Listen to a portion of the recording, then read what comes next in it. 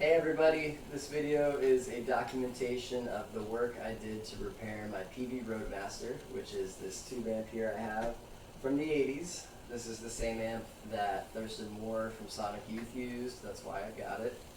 The first issue that I kind of had with it is that it blew a fuse on the power board inside the amp, which caused it to not be able to come out of standby mode. And then once I got in there, I had to do some other stuff to clean it up and make it safe, which you'll see in the video. One thing I wanted to touch on here before we go into the rest of the video is some safety things. So just for your information, inside of amplifiers, there is lethal voltage present, even when the amp is turned off and not plugged in, and even if it hasn't been plugged in for a while. It's possible that that voltage could still be stored inside the amp in various spots. So there is the potential that you could die from touching something in there if you don't do it safely.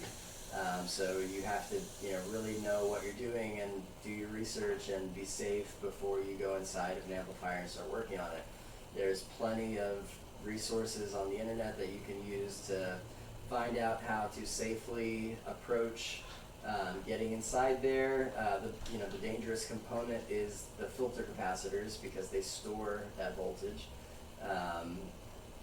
There's a great video from Colleen Fazio on YouTube talking about some basic amp safety things, and she teaches how to discharge the filter caps. So yeah, definitely check that sort of thing out before you go poking around inside an amplifier. Another thing that I wanted to just kind of disclaim is that in the video you see me with my finger like pointing at things, getting pretty close to different parts of the amp and pointing things out. Don't do that. It's not really the best practice, and I just wanted to point that out. Use like a wooden stick or a chopstick or something. Certainly if you're going to touch anything, or probe around in there. I had already discharged my filter capacitors and checked everything with my multimeter, so I was very confident that it was safe for me to be pointing things out and working on my amp and touching on it.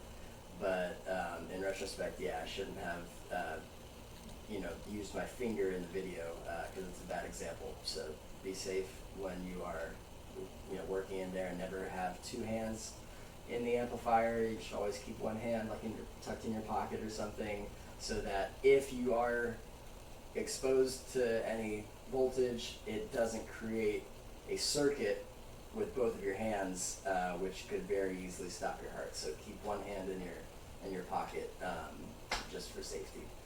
I think that's about it. Enjoy my video, and you might get to hear me play a little bit of it at the end. Bye. Here I've got my Roadmaster power board out. You can see where at some point in the past it had been burned up pretty badly there under that resistor.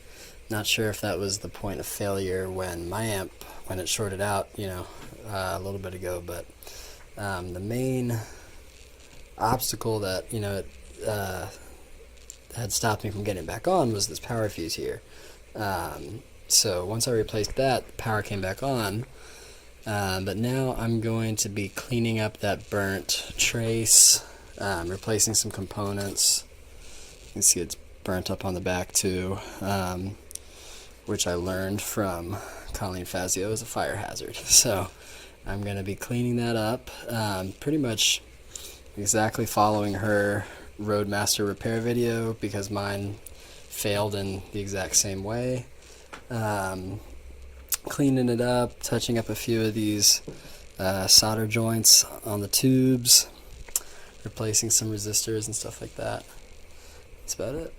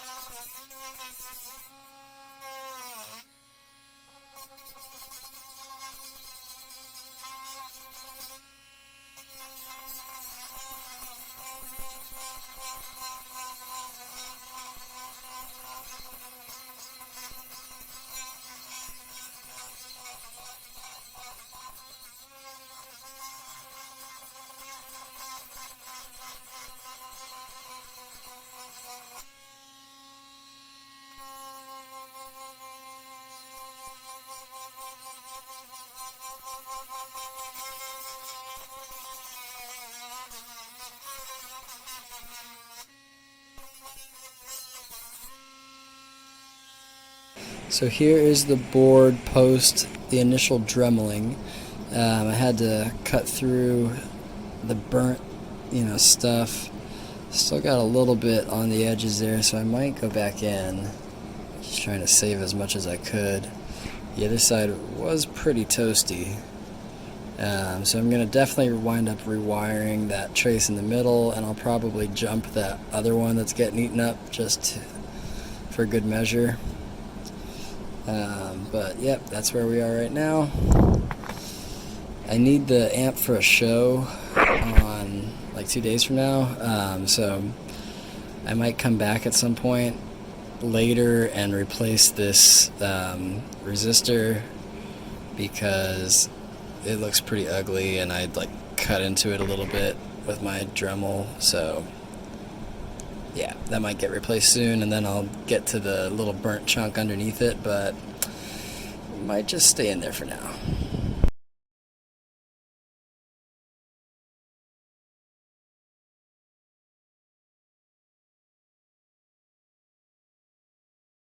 Alright, so I've got this board out, exposed. I'm kind of going through and cleaning it with like a Q-tip and rubbing alcohol because it was totally filthy and grody. You can still see the parts I haven't really gotten to around like the spots where the tubes go.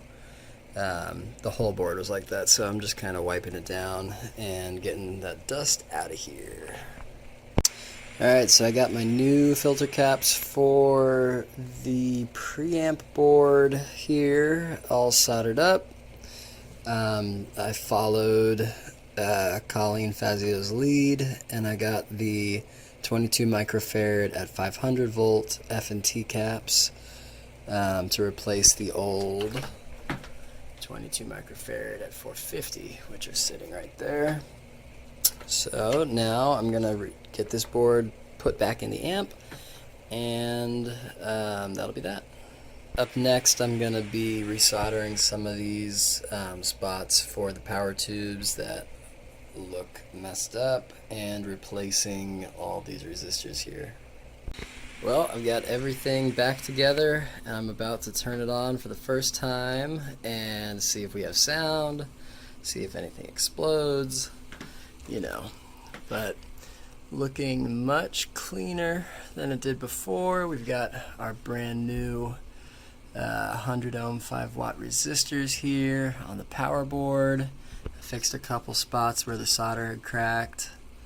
Everything else is hooked up. Of course, we've got our new power caps on the power board, I should say.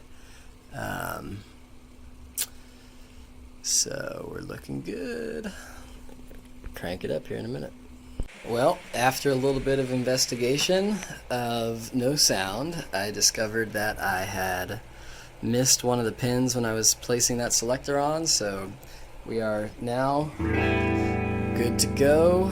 Got sound. Nothing seems to be exploding or catching on fire, so I think this is a temporary win. I'm gonna get it all packed up, and then maybe I'll shoot a quick sound demo and be done.